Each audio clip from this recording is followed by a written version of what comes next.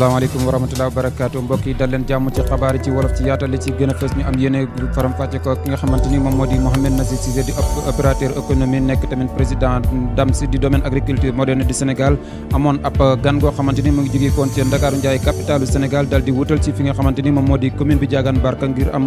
fi ab visite moom directeur docteur Savané di directeur fonds d'appui pour le développement du secteur rural banqaasoo si ministre de agriculture danañ ko teewlu si bit xabaar yi naka noonu le ab mouvement bu juddu bees ca Santhi Passy fu soriwu dara ci Passy juróomi dëkk ñoom ñoo ko composé Santhi Passy Mbitte yéen kër Bano kër Momin kër Samba Sakho ñoom ñëpp seen bëgg-bëgg càkkutéef ci bit seen mouvement boobu des na ko toppandi ci bit xabaar yi naka noonu le dem beeg dikk bi suñu ndaw wàcc nañ ci terrain bi fi nga xamante ni moom moo di gaaru ceer bu Passy ginnaaw bi ñu falee njiit lu bees la Oumar Ndiaye coppateleeku yi nga xamante ni am na ci bit gaaru ceer bi loolu dinañ ko toftal ci bit xabaar yi lii bu yembee ñu toftal ci ñaareelu xaaju xabaar yi xabaaru tàggat yaram jeexale ko ak ganu kër gi mu war a nekk docteur Souleymane Niass nekk ci fi nga xamante ni moom moo di poste santé bu Passy wala district sanitaire bu Passy moom la ñu am ci ñaareelu xaaju xabaar yi buur ñu ñaanalante waaye laataay loolu ngeen teewlu te tataan ñu ñëw ak yéen ci faram-fàcce gi.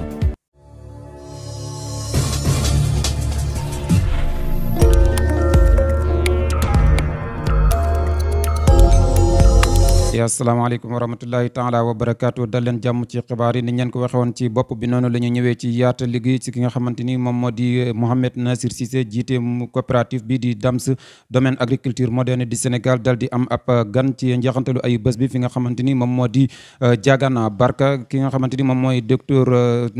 Savané nekk ki jiite mu nekk directeur général bu fonds d'appui pour le développement secteur rural banqaasoo si ministre de l'agriculture yëkkati na ay kàddu ginnaaw bi nga xamante ni visité na tooli DAMS yi ñu ànd teewlu ko. kon man maa ngi tudd docteur Massirin Savané man may directeur fonds d'appui au développement du secteur rural bi nga xam ne banxaas la ci ministère bu yore mbay mi lépp lu aju ci financement des projets productifs. nag ak sama disons délégation boo xam ne ñetti nit la ak ñiy dawal oto yi ci délégation boobu madame Seynabou Mbaye Ndiaye moom mooy suñu expert en crédit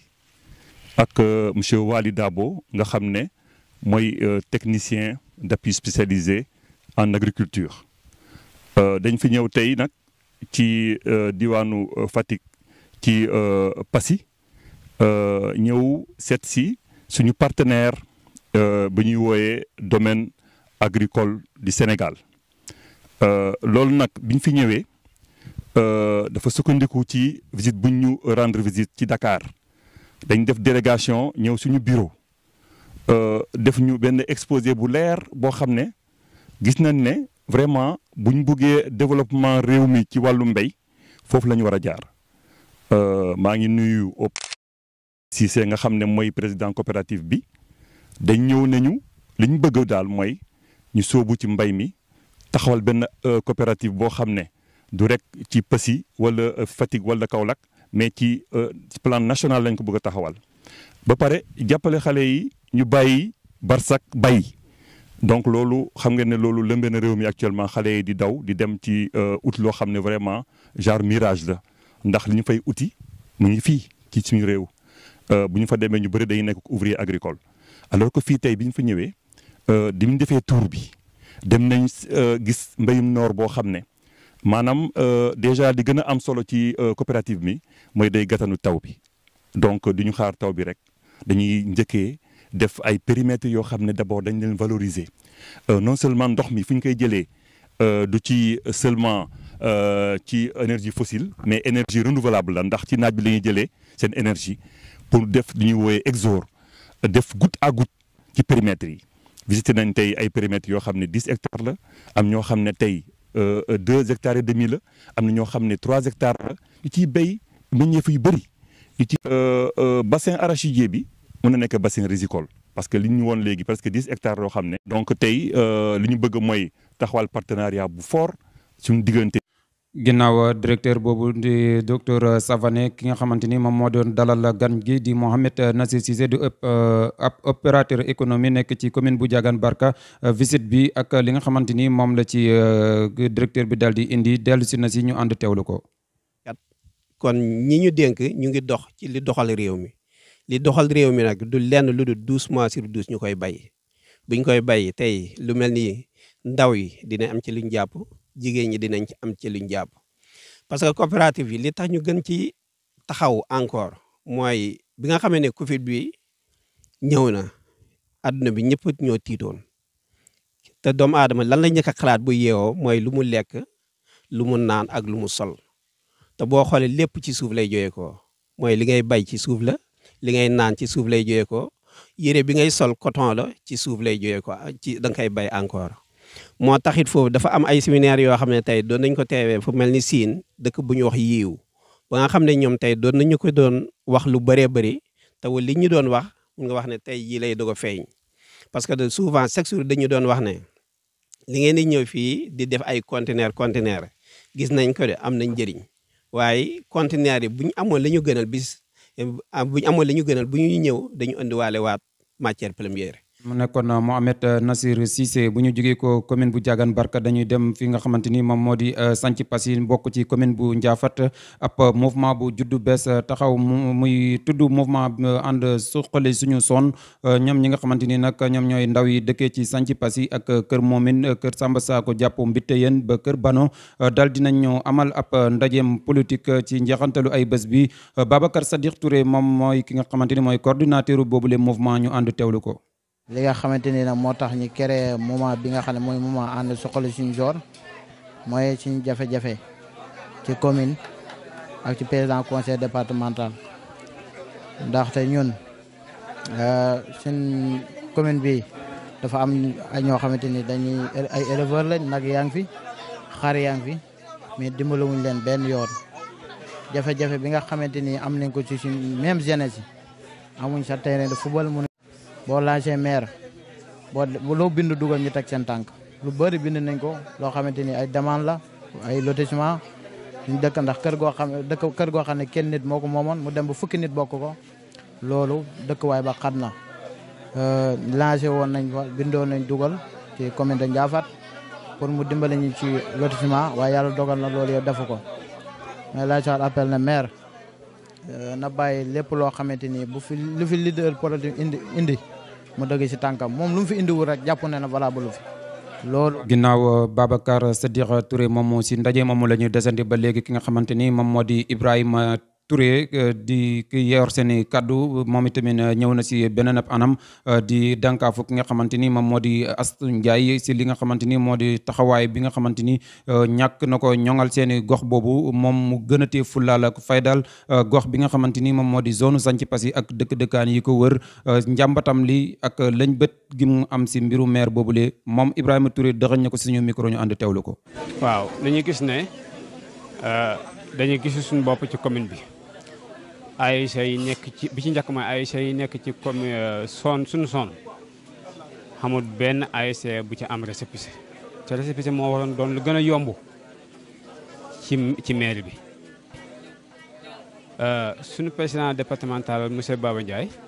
ñu ngi koy wax na ko commune bu Ndiafate bëri na ay école xamuñu gisuñu benn loo xam ne mooy fi wàcc ñu ne ci président départemental la bàyyi ko ci ay école wala ci daara yi wala ci jigéen ñi wala ci ndaw yi loolu bëggoon nañ ñu taxaw ci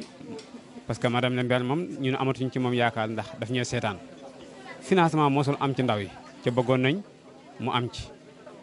jigéen ñi mos ñu am financement yooyu yëpp jafe-jafe la yoo xam ne te président Macky Sall ci événement mois de mars bi mu paree daf noonu dina génnee tant de milliards pour financer financement boobu bu dee am na man am naa preuve ne jot naa ne liste commune bu Ndiafate ubboon nañ benn liste pour ndaw yi bindu ci waaye liste boobu ñun ubbi nañ ko ba tëj ko ñun yëguñu ko ndaw yi nekk ñun suñu son yëguñu ko yooyu yëpp mu nekk ay jafe-jafe yoo xam ne suñu sañoon ñu saafara ko seetaan daal la ñuy def. ndax politique lañ waxuñ kenn lañ fi nekkal Astou Ndiaye moom nekkaluñ ko fi nekkaluñ kenn tamit politique lañ wax kon réunion bu ñu oote bu nekk rek ñun war nañuy génn rek lépp lu ñu fa war a am lu nekk rek ñu am ko kuy fal ku nekk rek yàllaa la fal kuy folleku ku nekk yàllaa la folli waaw te ñun li ngeen wax noonu man Maram Niass tey ba suba ku ngeen àndat ku nekk rek ànd naa ak moom ndax ñun soxla nañ ku ñu dimbale si affaire yi mbay projet yaa ngi fii dégg nga kon mbayam noor maa ngi fi mbayam nawet baa ngi fi te sin fii bëri na ay kii yoo xam ne ñu ngi yaatu te dara nekku fi kon nag bu ñu amee loolu tamit dañuy sant képp ku fi yàlla teg ku nekk te boole ñoo moom rek boole ñu was ak ñu ngi ànd ak yow yal nañu yàlla dimbale ñun ñëpp. mu si ndaje moomu la ñuy desandi ba léegi ki nga xamante ni moom moo di Ibrahima Touré xamante ni ay njàmbat yëkkati na ko jëmale ko si maire bi nga xamante ni moom moo di madame la maire Astou Ndiaye di maire bu commune bu Ndiaffate beneen ab maire boo xamante ni tamit mu ngi koy fàttali muy Pape Adama Cissé nekk maire bu Passy ci li nga xamante ni moo di mbaam xoox yi nga xamante ni ñoom ñooy alawti ko seen i tool yi ñu jël ci seen i matuwaay ci nu mu gën a gaawee li ko mooy leneen mën na cay am de moom Ibrahima Touré dëxañ na ko si suñu micro ñu ànd teewlu ko. ma profité ci loolu gannaaw bi nga xam ne ñu ngi ci jeexalu waxtaan wi di leen remercier yéen presse bi encore di li ma waxoon bu njëkk ne président Macky Sall nañu dimbale ci mbaam xoox yi nekk Passy maire bu Passy dafa bàyyi ay mbaam xooxam ci ñu ngi ci biir hivernage bi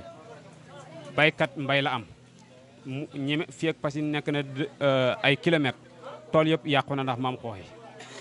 na wax borom maire monsieur le maire bu Passy Pape Cissé lu mu yàq ci diggante bi golo du ko yàq ci tool na téye mbaam xooxam yi parce que suñu maire bi ñu waroon a taxawu ñu def ñu seetaan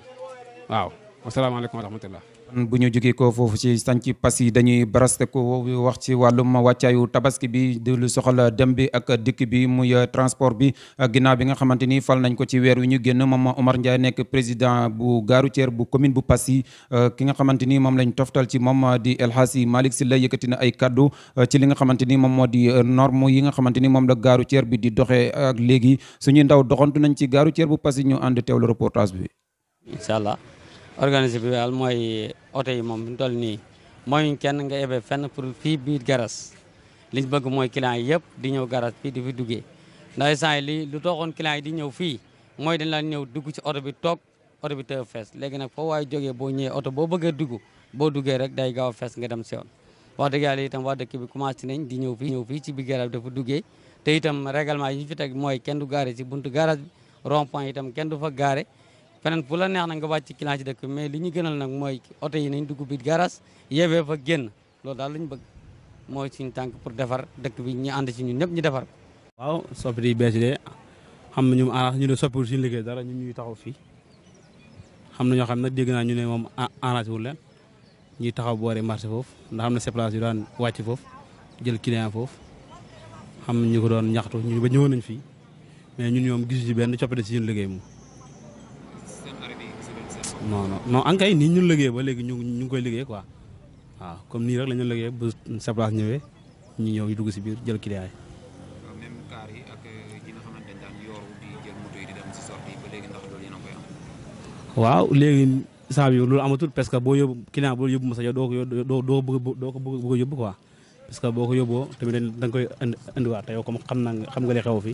su la waxee damay dem foofu da nga koy wax li xam ne ko boo demee foofu doo jël vélo waaw.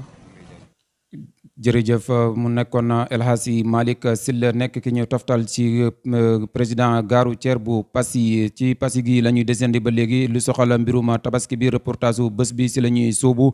suñuy ndaw doxantu woon nañ si ñi nga xamante ni ñoom ñoo di salon de coiffure yi ak ñi nga xamante ni ñooy watkat yi ñu ànd teewlu reportage bu Ndeye Aminata Ba ak Abdallah Thiam. sant yàlla bu baax avant lii maa ngi ci doon gis sama bopp bu baax nii tey rawatina tey maa ngi gisaat sama bopp bu baax. maa ngi sant yàlla bu baax ndax bépp soxla bu ma am ci lii laa koy fajee te man lii laa gëm lii mooy sama liggéey tiituma ci ragaluma ci te duma ci ragal kenn man liggéey bi rek laa gëm waaw. bopp yi moom instant yi macha allah moom ñu ngi ñëw bu baax instant bi sax dañuy wàññi mais yokkuñ moom. bon lan moo tax ñu changé mode di ren def ko létt. waaw gars yi ku nekk ak sa choix ñii létt lañ choix ñii pirig ñoo xam dañuy indi sa bëy ma defaral leen ko defal leen coiffure rafet.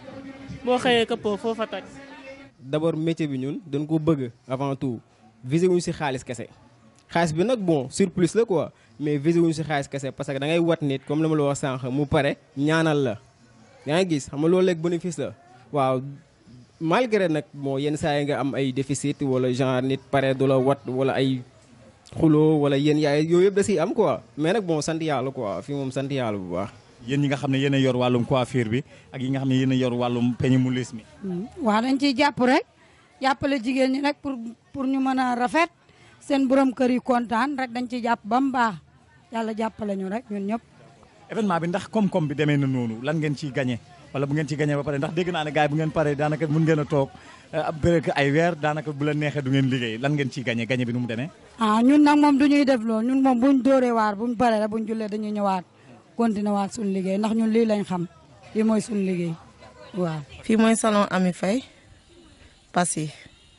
maa ngi nii ak xale yaa ngi nii di leetu ku bëgg a leetu daal mën ngaa ñëw fii ci Ami Faye en face arrêt Daaru waaw am na leetu xale leetu mag lépp daal lu waay bëgg daal mi ngi fi waaw xale yaa ngi nii toog waaw yaa ma gën a xam ku bëgg a leetu daal mën ngaa ñëw fii en face Daaru nay leetu torsade renversé écaille tresse sillon dañuy def make-up di def tatouage di def lépp daal dañuy def lépp daal loo bëgg daal mi ngi fi fu dan lépp dañ koy def.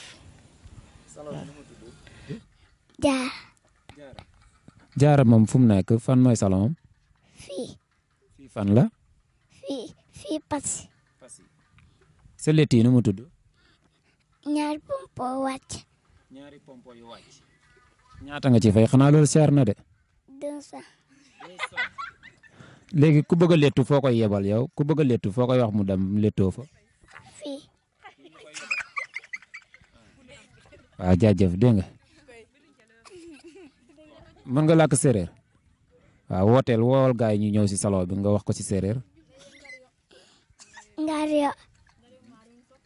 ngario manu fop na salone na Ami Faye.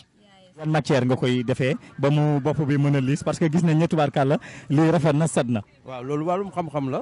loolu moom dafa nekk loo xam ne laa la wax dañ ko jàng mën ko mokkal ko waaw am na loo xam ne moom da mu woo jël si suuf rek waaw. d'accord léegi. xabaaru tàggat yaram yi dañu koy doore lu soxal mbiru basket muy Passy basket club doon amal ab joganteem diggante moom ak Fatick basket club mais goney Passy dañoo nërmeelu si kanamu Fatick yi 82-64 bu ñu jógee ko si basket bi dañuy sóobu ci wàllum football bi ci championnat national bu Sénégal Ligue 1 bi journée bu mujj bi résultat yi nii la fa tëddee Jambar FC moom moo daan Seneps Excellence juróomi bal si dara daf ko noggatu Jaraaf moom itamit daal di dalal ñaari tali daal ko benn bal ci dara Njàmbur moom dafa daanu si kanamu génération bu foot ñaari bal ci dara US Gorée moom Stade de Mbour la daan benn bal ci dara ki nga xamante ni moo di AS Douane moom dafa nërmeelu si kanamu Casa Sport bu Ziguinchor ñaari bal ci dara Mbour Petite Côte doxantu si kaw Dakar Sacré-Cœur ñetti bal ci benn journée boobu mat si Teungueth FC AS Pikine moom moo koy ndar képp kon leneen luñ si ñambaas mu soxal mbirum football ba léegi équipe Sénégal bi nga xamante ni dañu ko invité woon ci tournoi bi am fële ca Afrique du Sud te ñu mujj dem ca ndar kapp ga ca final ba dañoo mujj nërmeelu ñoom Lions yi Sénégal yooyu noonu si ginnaaw tiro bi si temps réglementaire bi 0-0 si teg dóor yi 5 tirs à 4 Pape Seydou Ndiaye nekk gardien bu ñaari tali nekkoon tamit góol bu équipe bu Sénégal boobu moom moo raté ci dernière tir yi ba pare Bafana yi daal di remporter boobu le titre nga xamante ni si seeni dëkk boobu lañ ko doon amalee.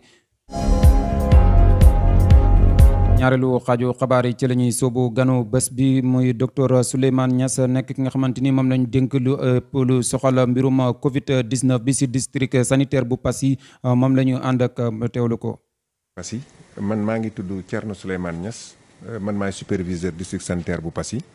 nekk en même temps point focal vaccination ak PEV fii surveillance fii ci district bu Passy mais aussi nekk point focal Covid 19 muy jàngoro ji nga xamante ne moom moo lëmbee àdduna bi lëmbee réew mi. ñun moom lañ bëggoon a ñëw fii pour waxtaan ceeg yéen fii ci diwaanu Passy. waaw docteur gis nañ ne Covid bi meloon na ne lu wàññeeku bu baax a baax ñu jékki saa yi rek dégg troisième vague ba mu mel ni sax moo gën a osé première ba deuxième bi loolu lan nga yaakaar moo fi indi. jërëjëf loolu nga wax dëgg la te dañuy rafetlu lool teewaay bi ngeen am nii pour sensibiliser pour xamal nit ñi li xew parce que fii ci district gu Passy mën nañu wax nañ ñaari vague yëpp dund nañ ko. ndax vague bu njëkk bi amoon nañ ci lu toll ci fukk ak juróom-benni cas. Deuxième vague bi bu ñu ko boolee ak beneen première vague bi ak deuxième vague bi en tout am nañ ci 58 cas bon donc fii ci district gu Passy am nañ 58 cas wu corona yoo xamante ne ni ak 6 cas de décès donc lii lañ ci amoon ci vague bu njëkk ba mais maintenant on a sonné l'arrêt parce que tey jii suñu district limitrophe yi mooy comme district gu Sokone tey enregistré nañ seen premier cas wu Covid 19. Dakar aussi ñi ngi continuer di enregistrer ay cas Covid 19 te tey gis nañ ko li ñu toll ci juróom-ñaar téeméeri cas ak lu topp. enregistré nañ ko au niveau du Sénégal lu muy tekki nag mooy beneen vague ñëw na te ñu war ci am matuwaay ak taxawa boo xamante ne bu am solo la pour ñu mën ci mucc surtout que jàngoro ji bañ a law ba agsi fii ci diwaanu Passy. ok cas yi maanaam bi fi nekkoon moo fi nekkaat ba léegi wala dafa gën a garaaw am leneen lu si raxaat ci biir. comme ni ñu ko waxee rek feebar bu nekk dafa am ni ñu koy fajee bu ñu koy faj aussi day am ni ñu tuddee mutation ak variation dafa am beneen variante mooy variante delta moo fi nekk léegi mooy. jàngoro bi dafa muté dafa changé parce que bu ñuy jël ay jumtuwaay di ko faj dafa mel ni nit ku ñuy jox poson mu di ko jël bu yàggee daf koy xàmmee mu changé pour bañ loolu lor ko te bi fi nekk nag li mu particularité bi mu am mooy dafa teel a wàlle day teel a wàlle ba pare tey dafa gaaw ci wàlle mais aussi dafa teel a indi ay cas yu grave te kum ci dal aussi ñaanuñ ko yàlla pour nga ñàkk ci sa bakkan wala dem ci cas grave dafa xaw a day gaaw trop. si Passy ndax bi ñu commencé lam-laami troisième vague ba léegi jot ngeen fi enregistré. ñu ngi santagum yàlla ba tey parce que tey nii je pense que ñoo ngi jóge benn réunion pour continuer dispositif de surveillance yi ñu fi defoon tey mettre nañ en place dispositif yi mën a tax yëpp kuñ ci gis mu nekk cas suspect ñu prélever ko donc type yi ñu ci war a mën a prélever yi ñu war a mën a defee prélèvement yëpp pour xool kan moo ko ci am wala kuñ foog ne am na ko donc kon dispositif boobu ak type yooyu ak matériel prélèvement boobu yëpp jumtuwaay yooyu tey mën nañ wax ne nekk na ci district bi li ñuy ñaan nag mooy nit ñi am benn surveillance bu baax ci koñ yi ci dëkk bi képp koo xamante ne ni am nga yaram buy tàng yaa ngi sëqat soj bi am lu mel ni soj mu ngi ci yow yaa ngi neew di fatt surtout mu ànd ak tension wala diabète wala leneen na nga teel a ñëw ci structure yi ñun am nañ jumtuwaay yu ñu ko mën a nemmee ko pour xool ndax feebar boobu la parce que kat li ci am solo mooy lenn il faut que feebar bi ñu teel koo dépister ci ki mu nekk pour que mu bañ a law ci réew mi tey sax maa ngi déglu benn interview bu ñuy wax fii ci Dakar jaroon na sax nit ñi xëy na bañ a déplacé wu dem tabaski dana metti nag pour ñu wax ne nit ñi bu leen dem tabaski mais li ñuy ñaan mooy nit ñi nañ respecter mesure barrière parce que gis nañ tey jii déplacement population yi bëri na trop tey ci fan yi nit ñi ngi jóge Dakar di ñëw ñi ngi jóge yeneen dëkk di ñëw pour tabaski si pour seet seen njaboot mais li ñuy ñaan mooy nañu gën a redoubler de vigilance mooy lañ ñu takk ay masque surtout takk masque bu baax di raxas loxo yi ensuite ñu mettre en place loolu aussi ñu ngi ciy ñaan partenaires yi ak ñi nga xamante ne nii suñuy collaborateurs comme élément Croix-Rouge yi nekk ci dëkk bi comme bàjjenu gox yi comme relais yi kenn ku ci nekk chef de quartier yi ñu jéem a érigé waat en bouclier defaat ay dispositifs nit ñi di raxas seen loxo yi tey takk masque yi duñ ci gën a dellu sax parce que suba aussi ñëpp xam nañ samedi la te luuma Passy la te luuma bi xam nañ Passy c'est une contrée boo xamante ne dëkk la boo xam ne daanaka ñu bëri ñoo fiy ñëw comme ñu bëri dañ fiy daje nag ñi ngi ñaanaat di ñaaxaat nit ñi pour que kenn ku ne mën a takk maskam ba jàngoro ji bañ a mën a law ci district bi. voilà gis nañu fi tamit li nga xamante ni moom moo di vaccination bi.